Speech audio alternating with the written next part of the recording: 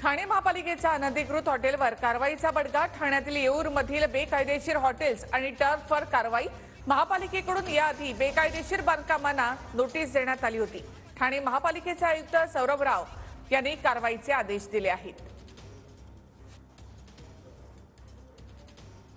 ठाणे महानगर पुन्हा एकदा ॲक्शन मोडमध्ये आलेली आहे। ठाण्यातील येऊर या जंगलामध्ये पाहायला गेलं तर अनेक बेकायदेशीर हॉटेल्स असतील, टर्फ असतील, इतर बंगले देखील या अगोदर देखील कारवाई करण्यात आली होती बुलडोजरच्या सहाय्याने। पुन्हा एकदा आता बुलडोजरच्या सहाय्याने या हॉटेल्स आणि टर्फवरती आता कारवाई करण्यात आलेली आहे। या अगोदर देखील महानगरपालिकेकडनं या हॉटेल्स असतील आणि इतर अनधिकृत बेकायदेशीर बांधण्यात आलेल्या जे बांधकाम आहेत त्यांना नोटिसा बजावण्यात आल्या होत्या, मात्र कुठल्याही नोटिसाला उत्तर न देता आता पुन्हा एकदा ठाणे महानगरपालिका ॲक्शन मोडमध्ये आहेत।